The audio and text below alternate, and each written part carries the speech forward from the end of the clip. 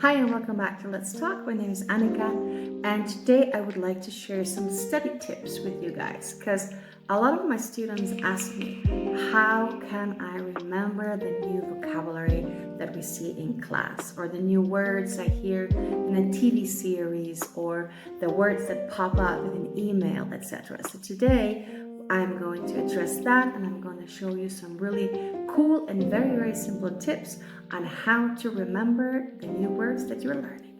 Okay, so I put up some cards on my whiteboard, and I'm going to show you how we can use these cards in order to learn a new vocabulary. Okay, so here I have some cards. We have ship, we have box, we have bear, and we have pencil. And one of the most common ways that people process new vocabulary is by translating them. That is not something that I recommend because the brain is going to remember what it is mostly used to. So if the brain is used to thinking in Spanish, for example, they're going to remember, oh, I saw that word in class the other day, but because they translated ship to barco, crucero, or whatever word they found in their brain at that moment, that's what the brain is going to remember, and it's going to be more complicated to remember the actual word ship. And of course, there's always the risk also to translate incorrectly, right? So what can we do then? Let me show you some cool tips. What I can do is I can do this. I can give a personal example. I want to travel by ship, and then adding a little symbol next to the ship that can represent it. It doesn't have to be the ship. I can make like little waves, because then I can relate the ship to the waves in this form. Then, for example, when it comes to the word box, which could be easily confused with the word box in Spanish, which means the sport. So in order to differentiate the two words, I will give two different examples. For example, I put my Christmas stuff in a box, and then down here, I'm gonna say boxing is a sport, and in parentheses I'm going to write Canelo, because he is like the maximum boxer right now in Mexico, and it's a great way to make your brain relate things that are connected, right? The next picture here is a classic when it comes to pronunciation. It is easy to confuse bear with beer, also with bird and beard, but we're gonna focus here on bear and beer. So let me show you. So then my two examples here are bears live in Canada and people drink beer at parties.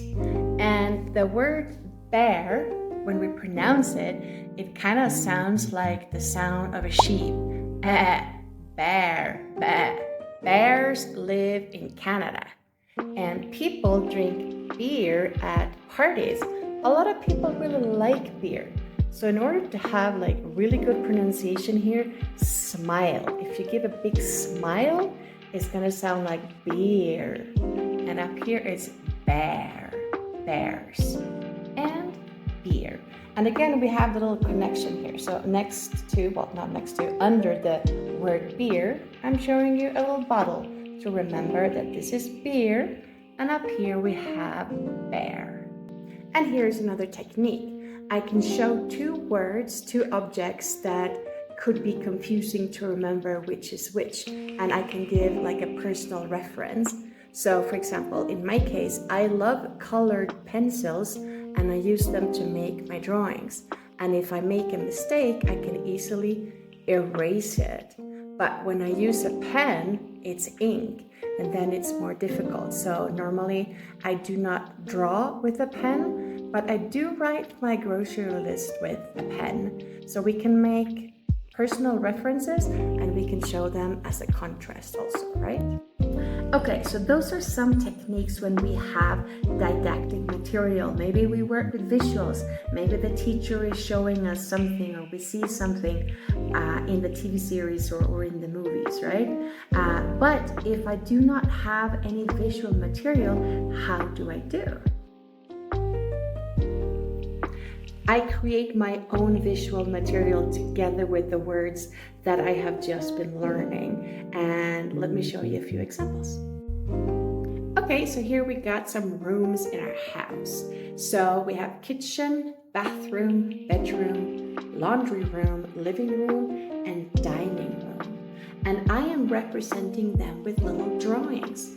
Are they fantastic drawings? No, they're not, but they're representative and I understand. So for the kitchen, we have a stove.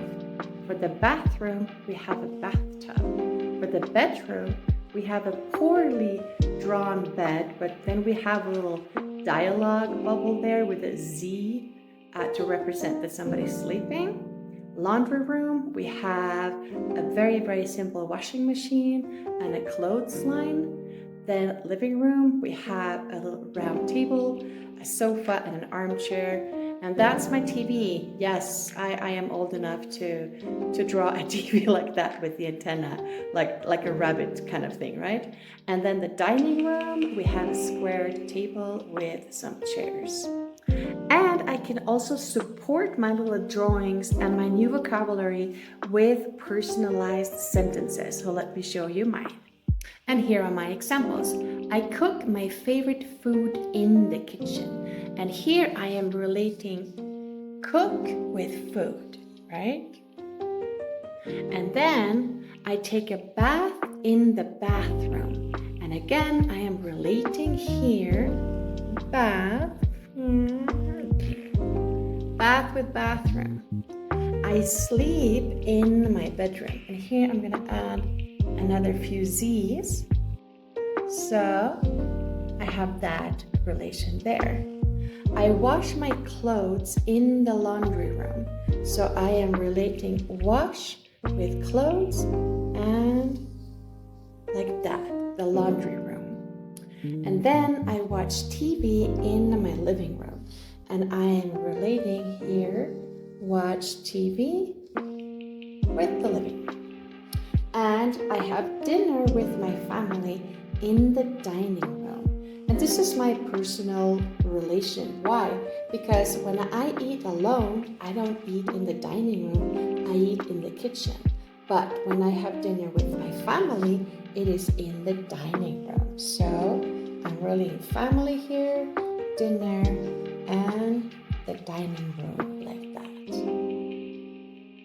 Okay, and the last tip I would like to show you guys today is kind of divided in two parts, because first I would like to mention synonyms.